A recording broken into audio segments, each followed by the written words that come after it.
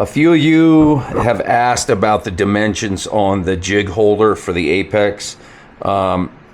Basically, use the Apex jig holder to determine your sizes for the length and everything, and the width you're going to need here. These are basically 3 1/4 inch pieces because of the overall board that I used.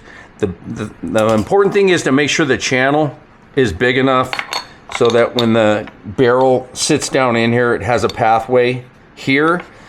And then these pieces here are a little longer than 3 1/4 inch because it has to end at this channel right here, so you can get your file to do the work when you're actually working on the barrel.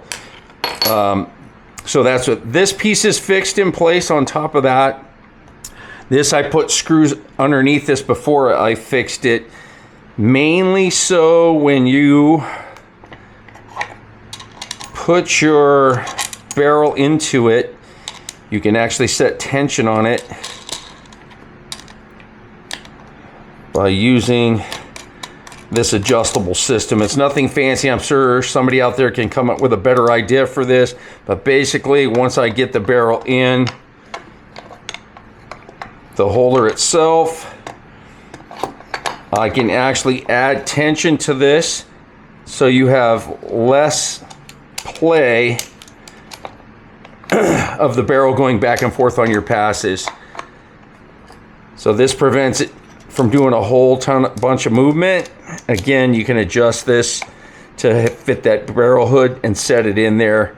That way your passes are more clean. I'm not going to actually work on this barrel. This is a KKM barrel that comes pretty much perfect from KKM themselves with none of this Apex stuff going on.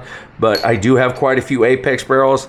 I've literally used this jig and this setup to probably do 15 barrels for other people and other shooters. So obviously once you get it in, your jig in, I just came up with a washer and screw system to where you screw this down into the wood and it basically keeps your jig from moving in and out of the jig holder. So that's it in a nutshell. Again, like I said, your measurements are going to be determined off of the jig itself and what size board you use. Just make sure you have the pathway here and the proper pathway here for your file to actually do what it needs to do.